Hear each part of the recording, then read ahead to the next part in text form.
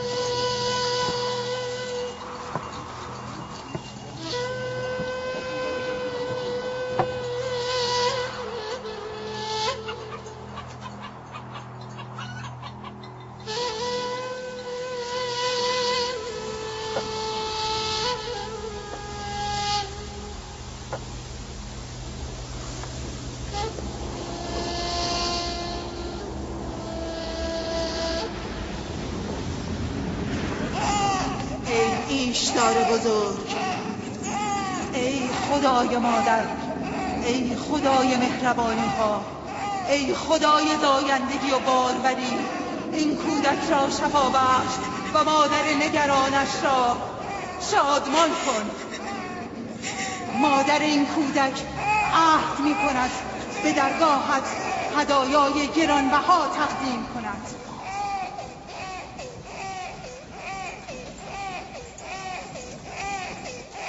من از ایشدار بزرگ خواستم که فرزندتان را زنده نگاه دارد. او تقاضای مرا پذیرفت. بروید و فرزندتان را آنگونه بزرگ کنید که از پیروان ایشدار باشد. از شما برای ایشدار بزرگ سپاسگزارم. درود بر ایشدار مهربان. از شما سپاسگزارم. فرزندم در حال مرگ بود، شما او را زنده کردید.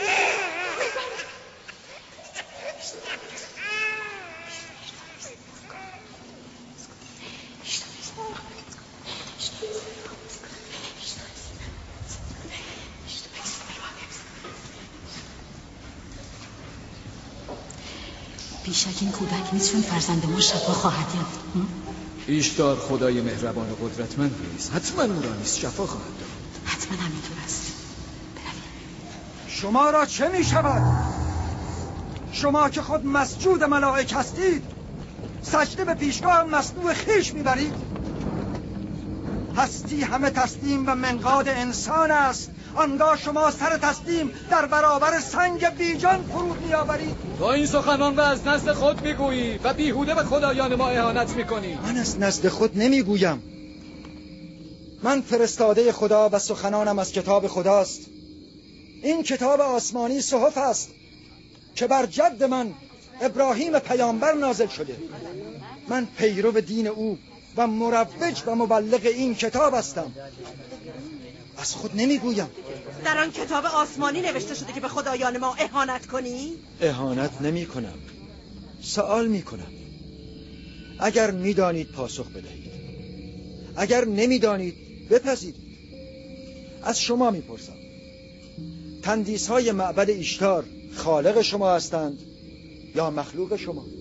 ایشتار بر شما سیطره دارد یا شما بر ایشتار؟ ایشتار بر شما فرمان میراند یا شما بر او؟ اگر ایشتار سنگی ضعیف و ناتوان است، پس چگونه فرزند مرا شفا داد؟ راست میگوید، ما هم دیدیم. آری حقیقت دارد. ایشتار فرزند او را شفا داد، من دیدم. آن شنوای دانایی که ناله های تو را شنید فرزند تو را شفا داد، نه ایشتار. تو اگرچه به غیر خدا پناه بردی و از غیر کمک خواستی، اما او که آگاه بر احوال همه بندگان است به حال زار تو رحمت آورد و فرزندت را بهبود بخشید. تو را چون چشم بصر است و بصیرت نیست، ایشتار را دیدی اما شفا بخش حقیقی را ندیدی.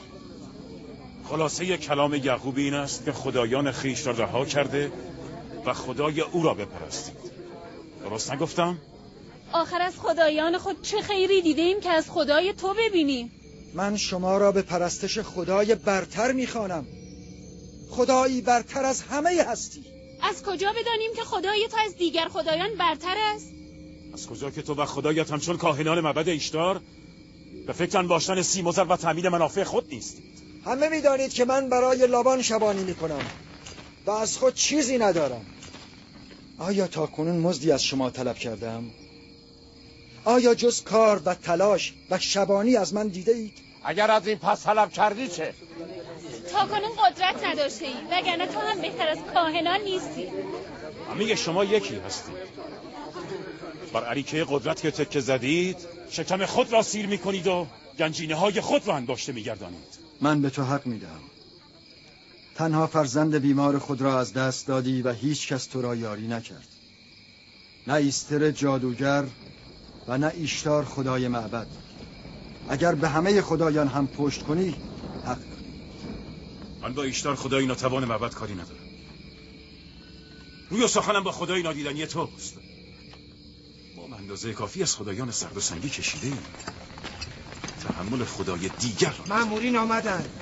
مأمورین معبد آمدن. فرار کن فارس، فرار کن.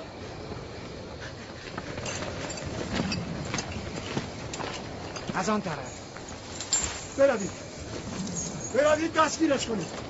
نگذارید فرار کنه. بروید.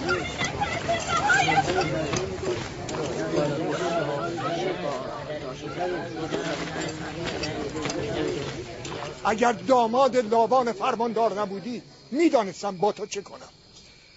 مرا از تو و مأمورین معبد باکی نیست. پراکنده شدید.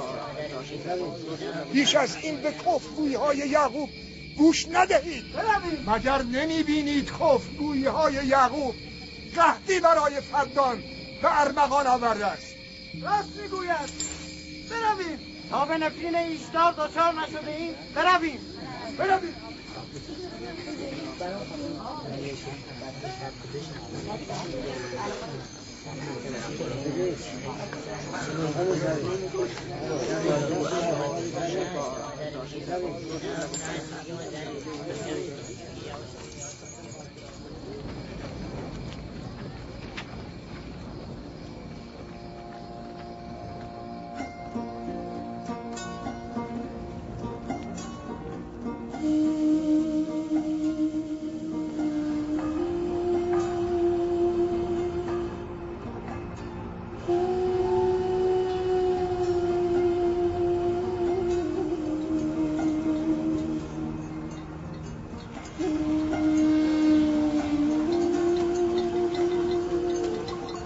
اگر به زودی باران نبارد تمام محصول مردم فدان از بین میرود. امیدوارم خداوند هرچه زودتر باران رحمت خود را بر این شهر نازل کند. آنجا چه خبر است پدر؟ این رسم دیرینه مردم فدان است. دشمنان ایشتر را آتش میزنند. آتش زدن با منجنیق.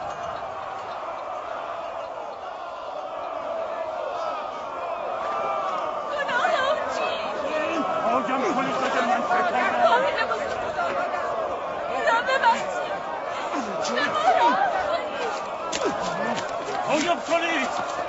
اگر گناه من چیست؟ اگر من چه کردم؟ پایاب کنید. شما همینجا گله را نگه دارید، من ببینم چه خبر است.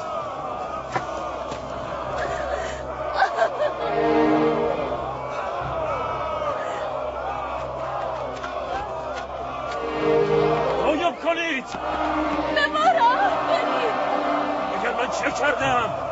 پایاب کنید.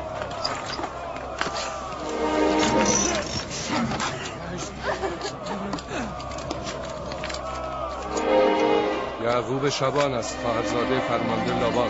کاهن بزرگ به ما راه کنید. فارس کنم. بزار کافر همین است. مردم فدان به دادم برسید. من بیگناهم. فارس باید و یادان شود.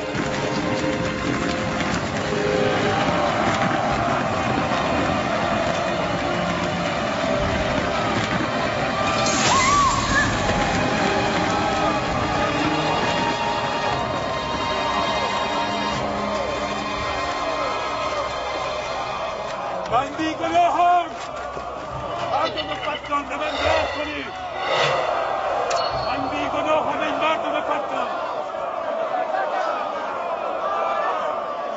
متهم فارس دشمن ایشتار می باشد. او با سنگ به ایشتار حمله کرده و او را خدایی بی عرضه و نالایق خطاب کرده است. طبق سنت قدیم مردم فدان، کسانی که به خدای بزرگ ایشتار اهانت کنند باید با منجنیق در آتش افکنده شوند.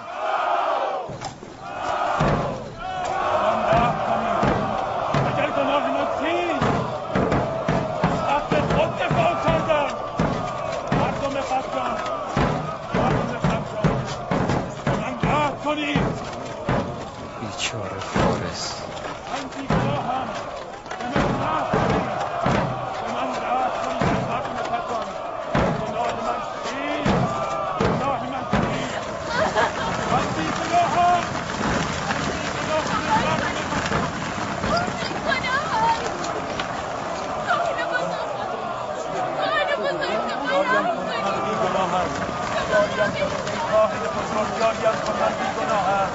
بیهوده فریاد نکن.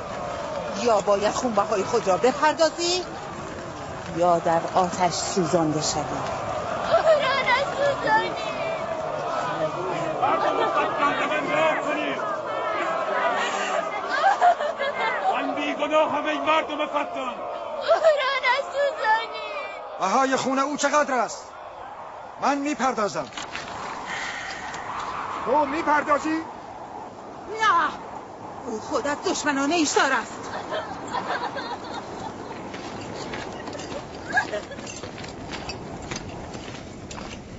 تو خود از دشمنان ایشتار هستی. ابتدا باید بهای خون خود را بپردازی. پس چرا مرا دستگیر نمی کنید؟ مجازات منجنیق با آتش در خاندان من پیشینه دیرینه دارد. پدر بزرگ من ابراهیم هم یک بار به دستور نمرود در آتش افکنده شده است. اگر تا کنون دستگیر نشده ای به خاطر فرماندار است، چون هم داماد او و هم خواهرزادش است.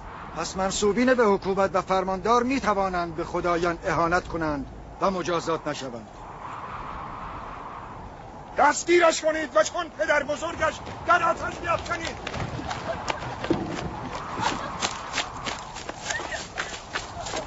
رهایم کنید! رهایم کنید! گفتم رهایم کنید! رهای! اینجا چه خبر است؟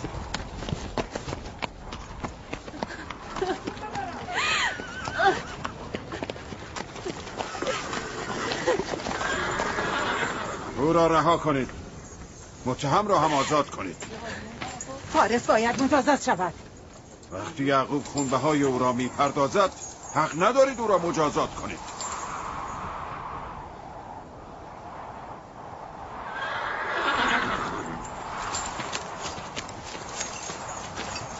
آزادش نکنید.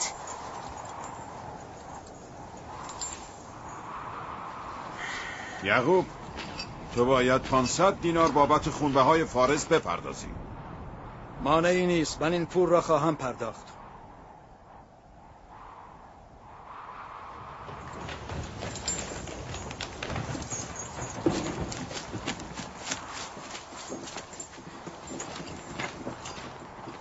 خداوند دایی خوبم لبان را حفظ کند. من تا به کی باید مراقبت باشم که دست از پا خطا نکنی؟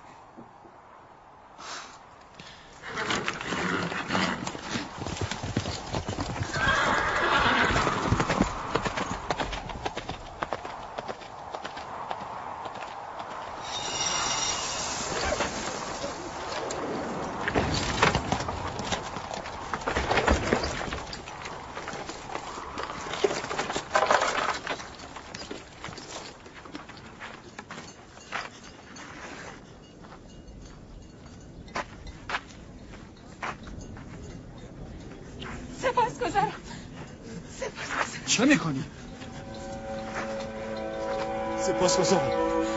تا زمانی که خونبهای خود را پرداخت نکردم برایت سعی و تلاش خواهم کرد، برایت کار خواهم کرد. تو خاندان فارس رو نجات دادی. تو زندگی ما رو نجات دادی. برویم.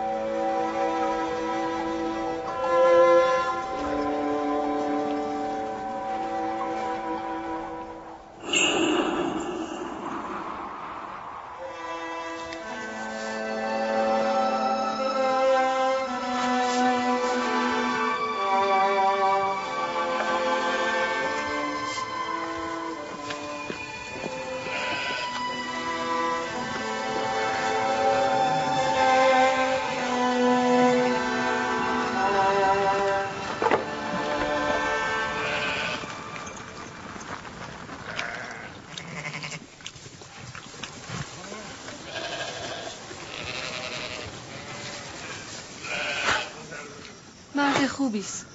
بیچاره مدام زحمت میکشه. سال هاست که ایشتار از مردم فدان و بابل قربانی میگیرد.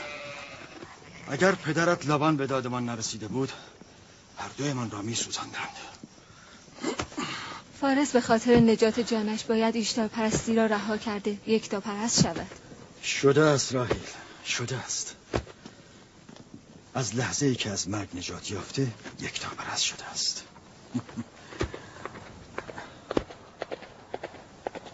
مسافر ما کی از راه میرسد؟ به زودی یا نبی خدا، چیزی نمانده. سالهاست در انتظار فرزندی از تو هستم. اگر خدا بخواهد به زودی این انتظار پایان می‌یابد.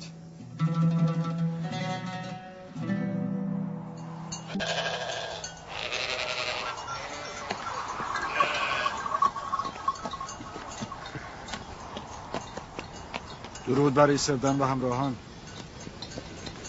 درود بر یعقوب شبان. سپاسگزارم. میبینم هدیه به معبد ایشتار میبرید. خدایان را باید خوشنود کرد وگرنه امسال از باران خبری نخواهد شد. فکر نمی کنید شما بیشتر از خدایان به این خرما نیازمندید؟ بعضی با اهانت به خدایان خشم آنان را برانگیختند و ما باید تاوان پس بدهیم.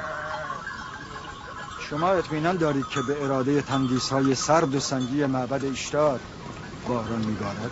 کفرگویی‌های تو باعث خشم خدایان شده و ابرهای بارانزا را از سرزمین فدان دور کرده است. دست از اهانت به خدایان بردار یعقوب.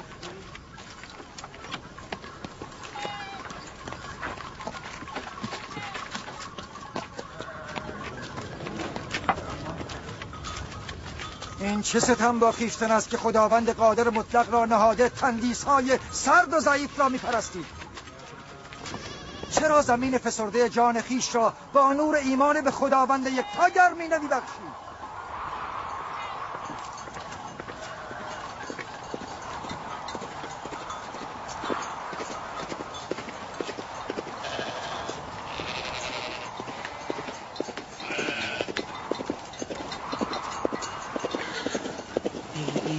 بزرگ الهی باروری، معبدت را با خون دشمنانت تطهیر می کنم.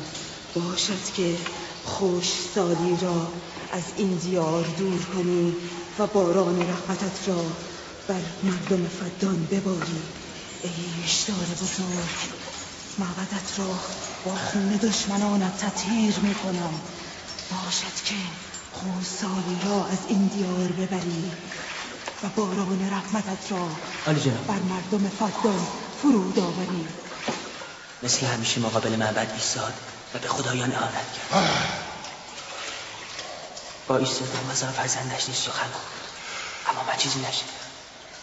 باشد که خشکسالی را یعقوب دست بردار و باران رحمتت را بر مردم فدان بباری. ای ایشتار بزرگ،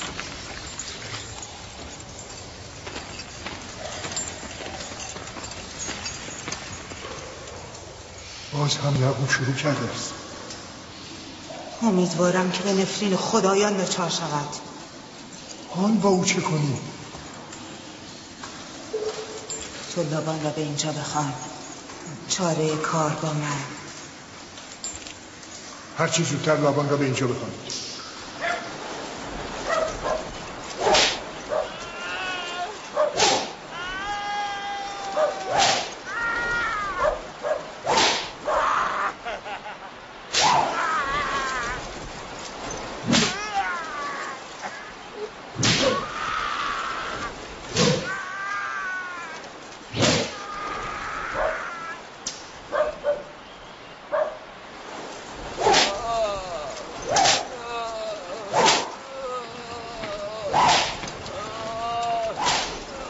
عالی جناب، بزرگ کاهنان معبد ایشتار از شما دعوت کرده که به دیدار ایشان بیایید. امر مهمی؟ بله جناب فرمان. دست نگه دارید.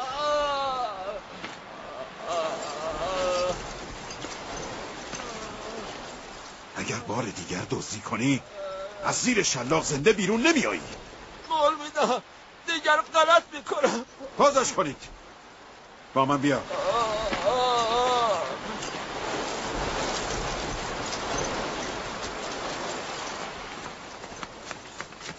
ظاهرا موضوع مربوط به یعقوب شبان. اعمال یعقوب به خودش مربوط است. من پاسخگو نیستم. او بر علیه خدایان سخن. هم وظیفه کاهنان است که به او پاسخ درست بدهند. اگر توان پاسخگویی ندارید چرا مزاحم من میشوید؟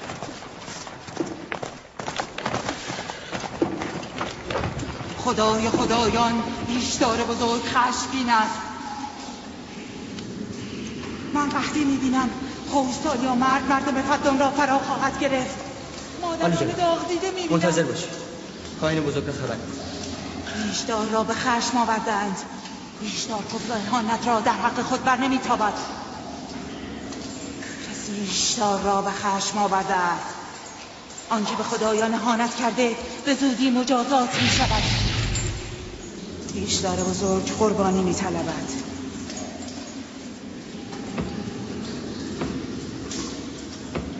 بابا چرا مانع کفرگویی خواهرزادت یعقوب نمیشوی؟ مسئول ایمان مردم شما هستید، پاسخش را بدهید. من فرماندارم، نه کاهن. اعمال یعقوب به خودش مربوط است. اما او خواهرزاده و شوهر دختران شماست. من مسئول آرامش و امنیت فدان هستم، نه مسئول نظارت بر اعمال خواهرزاده. همین دلیل باید او را ساکت کنید. او آرامش فدان را به هم زده است. آرامش را به فدان بازگردان. به زودی قحطی همه فدان را فرا خواهد گرفت و یعقوب عامل همه این بدبختی است. چگونه است که یعقوب تاکنون موجب وفور نعمت و ازدیاد گوسفندان من بوده، ولی اکنون باعث قحطی و بدبختی فدان شده است. از آن رو که اکنون یعقوب به خدایان کفر می‌ورزد. پیشتر هم او به خدایان بابل ایمان نداشت. چرا آن موقع عقیده خود را پنهان می‌داشت، اما اکنون ابراز می‌دارد. باش در ملأ عامه ایشدار اهانت می‌کند. باید او را وادار به سکوت نماییم. باید؟ آره باید. فکر می‌کنی دولت بابل برای چه تو را اینجا منصوب کرده است؟ پس می‌دانی چه کسی مرا به فرمانداری منصوب کرده است. بهتر است این را هم بدانید که من از دولت بابل فرمان می‌گیرم، نه از شما و نه از معبد ایشتار. پس اشکالی ندارد اگر کاهن اعظم معبد ایشتار در بابل از این ماجرا مطلع شود.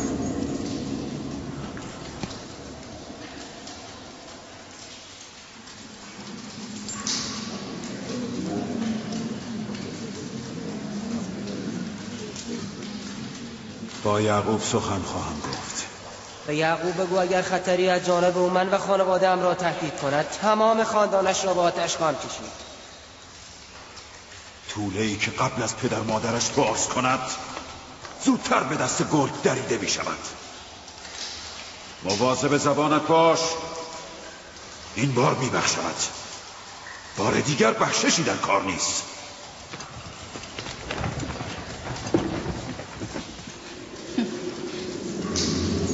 اگر قحطی موجب از بین رفتن محصول من شود، یعقوب و خانواده‌اش را زنده نخواهم گذاشت. همین حالا هم به محصول امسال امیدی نیست.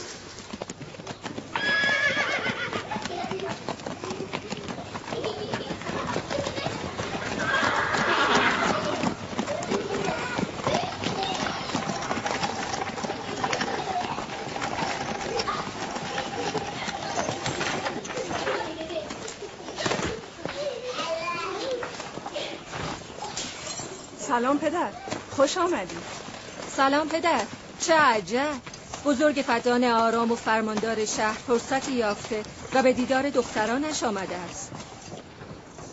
این یعقوب دست بردار نیست؟ چه شده پدر؟ باز هم کاهنان معبد ایشتار از یعقوب شکایت کردند. یعنی این همه بلوایی که در فدان به راه افتاده دسیسه کاهنان است و یعقوب هیچ خطایی مرتکب نشده؟ شما خوب می‌دانید که یعقوب جز انجام رسالت و ادای تکلیف کاری نمی‌کند. او را با آیین چند هزار ساله معبد ایشتار چه کار؟ اگر او می‌خواهد از دین پدر بزرگش بگوید، خب بگوید، اصلا خاندان مرا هم تبلیغ کند. اما اهانت به اعتقادات مردم چرا؟ شما اشتباه می‌کنید پدر. آنها همین تبلیغ را نیز بر نمی‌تابند. پدر، یعقوب مأمور ابلاغ آیین یکتاپرستی است. آیین پدرش اسحاق و پدر بزرگش ابراهیم. شما نیز مسئول حفظ آرامش و امنیت مردم فدان هستید. او به وظیفه‌اش عمل می‌کند، شما نیز به وظیفه خود عمل کنید. شما هم مثل او سخت سر و بی‌پروا شده اید. اگر من بخواهم به وظیفه‌ام عمل کنم که شما باید آواره کوه و بیابان شوید. پدر، من و خواهرم لیا به دین همسر خود هستیم و در ترویج آیین یکتاپرستی از او حمایت خواهیم کرد. شما همه دیوانه شده اید؟ چرا به فکر موقعیت من نیستید؟ میدانید اگر کاهن بزرگ معبد ایشتار در بابل بداند که خواهرزاده من در فدان بر علیه معبد ایشتار تبلیغ می کند، چه بر سر من خواهد آورد؟ قدرت خدای یعقوب فراتر از قدرت ارباب معابد بابل است. پس سزاوار است که ما و شما از خدای خیش بیمناک باشیم، نه از خدایان سنگی. من نه با خدای او کار دارم نه با خدای اینان.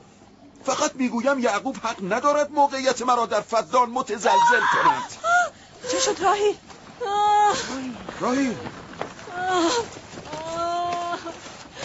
راهیل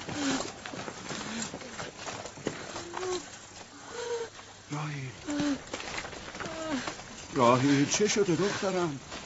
چرا رنگت پریده؟ وقتش رسیده. بله قابله را خبر کمک کنید. فارس بله جناب. به دشت جدون برو و یعقوب را بگو که زود به اینجا بیاید. عجله کن. با اسب من برو.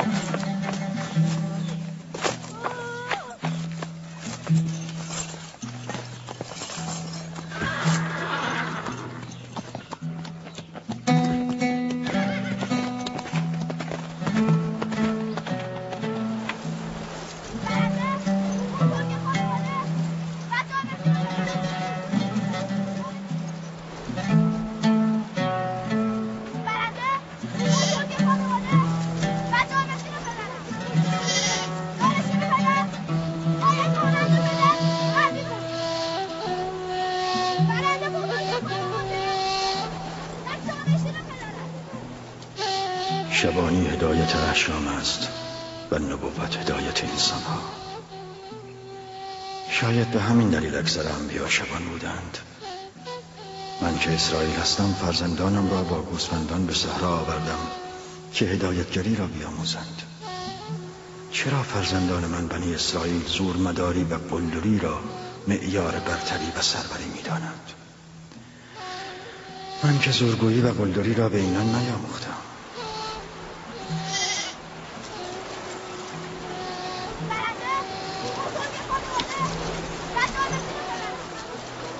برخیزید برخیزید برخیز شمعون برخیز. جانشین من و بزرگ خانواده کسی است که خدا را بیش از همه دوست داشته باشد، نه آن که زورش بیش از همه باشد. ابراهیم و اسحاق بهترین بودند، نه قدرتمندترین.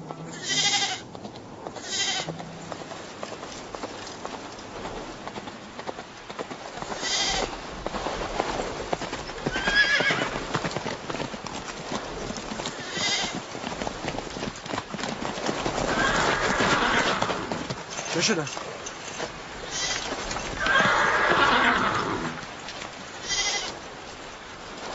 شما گله را بیاورید.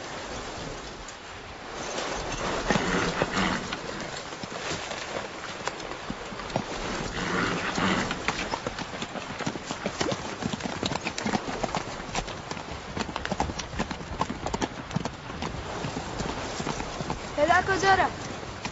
چیزی نشده، گله را جمع کنید باز میده.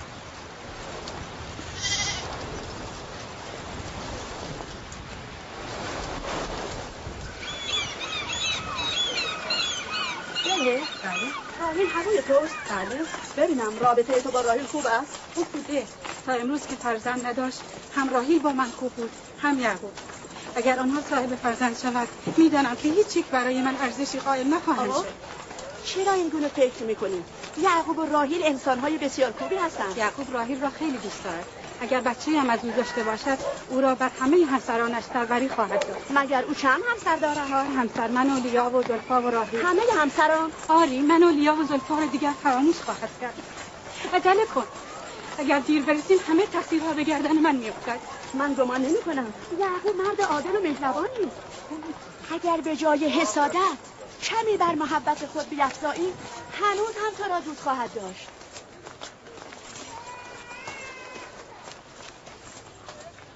درود بر عالی جناب لابان. مژدگانی خوبی داری.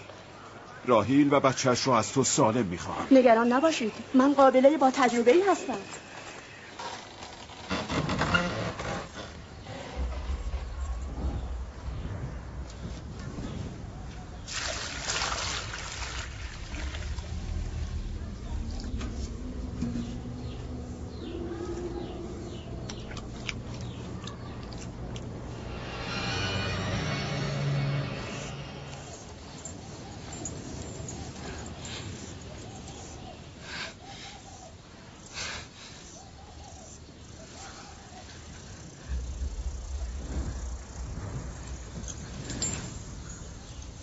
نگران نباش، خداوند بزرگ و مهربان است.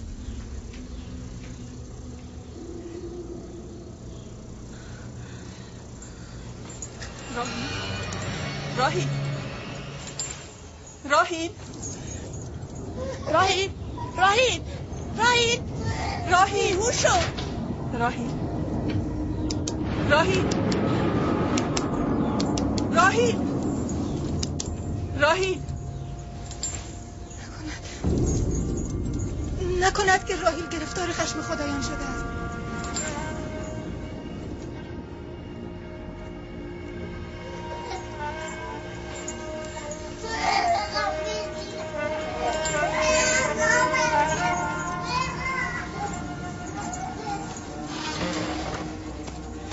این بچه رو بگیرید.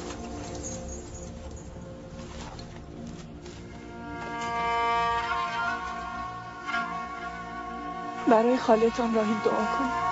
دعای شما زودتر اجابت می‌یابد.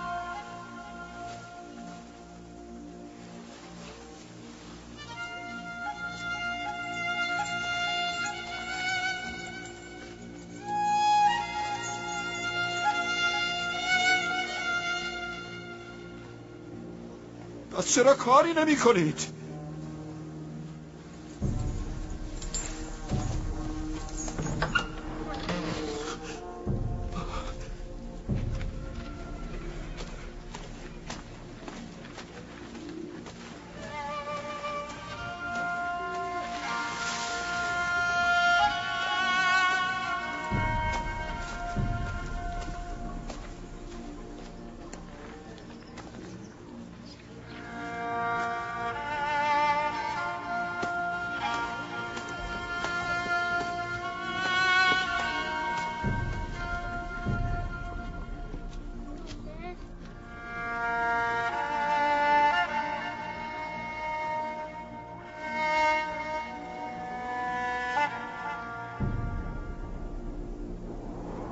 کسی ایشدار را به خشم آورده. آتش و خون میبینم. سایه شوم مرگ همه جا گسترده است. آتش این کفر ابتدا دامن کافر را میگیرد. آنکه به خدایان اهانت کرده به زودی مجازات میشود. نکند او به نفرین خدایان گرفتار شده؟ دیدی ایستر در معبد نفرین میکرد؟ آری، گفت آتش این کفر ابتدا دامن کافر را میگیرد. آن کس که به خدایان و ایشتار بزرگ اهانت کند زودتر از همه مجازات میشود.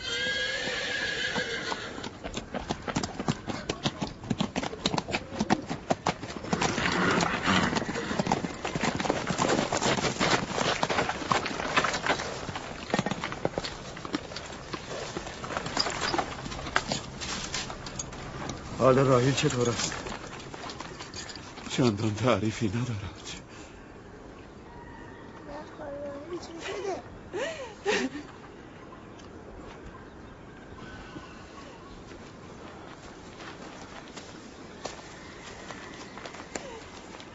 کاری بکنی.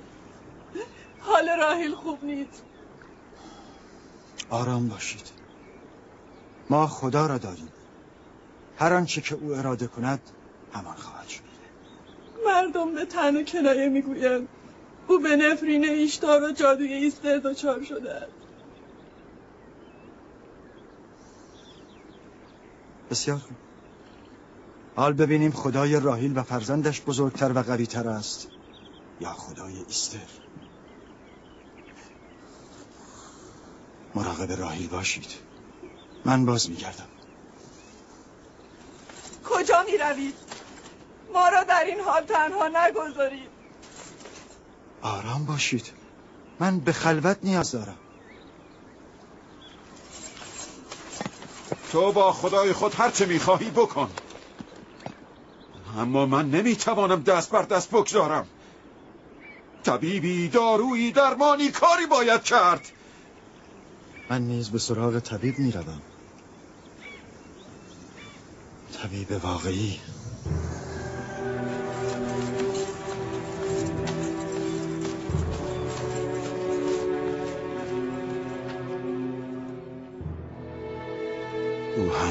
بلای جان مردم فدان شده، هم بلای جان دختران من.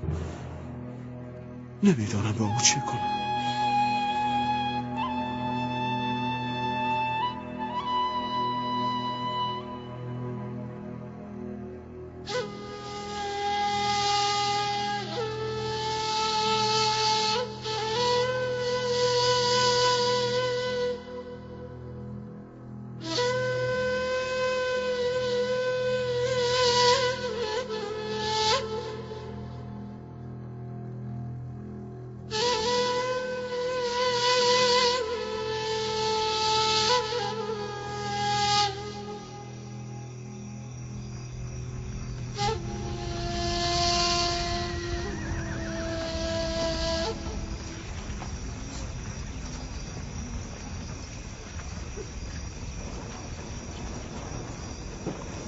چرا به سراغ ایستر میفرستم؟ قابلی توانایی نیست. راست میگویی. جناب لابان، به سراغ ایستر بفرستید. اگر او بیاید قابله توانایی است.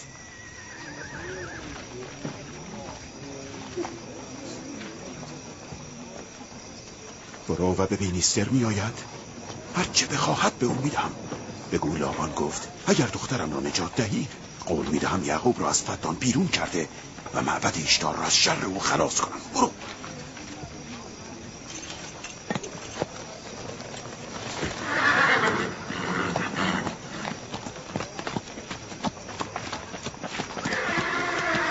یعقوب به نفرین خدایان بابل گرفتار شده. سزای کفر به ایشتار بزرگ همین است. ببر صدایت را.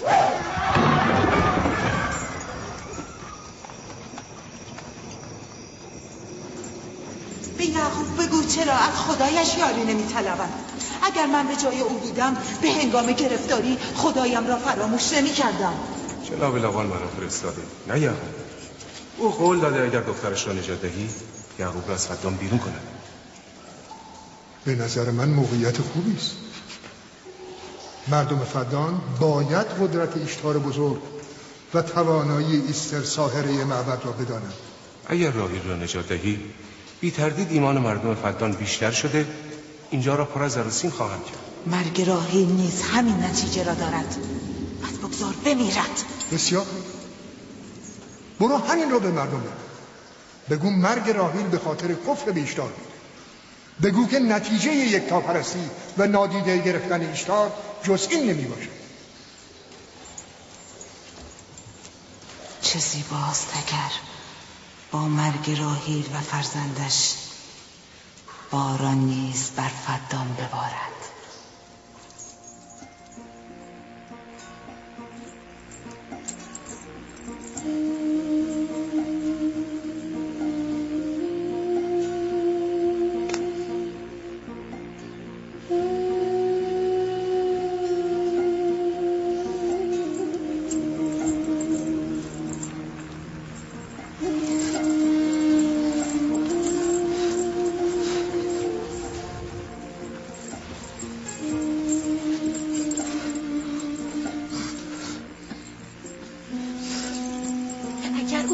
نیاید هر دو میمیرن. این دو را میکشد، به هوش نمیآورد.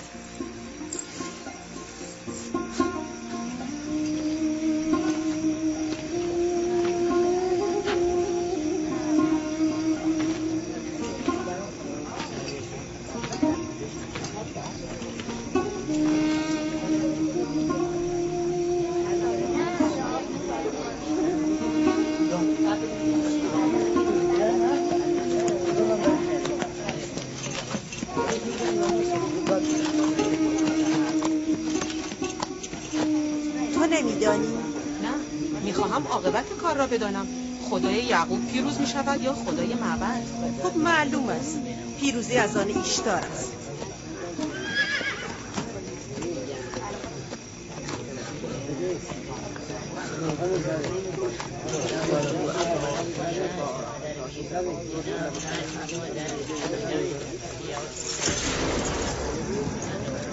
لابان اسباب زحمت من شده این که چه؟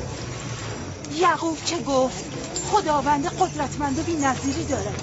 پس چرا از او یاری نمیخواهد؟ جان راهیل در دستان توست، یاریش کن. اصلا فکر نمی کردم که به این زودی یعقوب دست نیاز سوی معبد ایشتار دراز کند. چه خیال بیهوده و تصور باطلی. چه چیز باعث این تصور غلط در تو شده است؟ به زودی این تصور باطل حقیقت خواهد یافت آنگاه که مرگ زن و فرزندت را به عیان مشاهده کردی. مرگ و زندگی به دست خداوند است، نه به دست ایستر و ایشتار. من از ایستر خواستم که به اینجا بیاید. حال راهیل خیلی بد است. راهیل به جز به خدای خود به دیگری نیاز ندارد. از خانه من برو بیرون. بیرون. صبر کن یعقوب، با تو هستم. برو بیرون. زن و فرزندت امشب نابود خواهند شد. خشم ایشتار جز با مرگ عزیزانت فرو نخواهد نشست. همسر من با دعای تو نیامده است که با نفرین تو برود. مردم فدان، این نه به خود رحم می کند نه به شما. کفر او هم قطعی برای شما برمغان خواهد آورد، هم مرگ را برای زن و فرزندش. به زودی جادوی ایستر و قدرت ایشتار هر دو را خواهید دید. وای بروزت، اگر بلایی بر سر دختر من بیاید.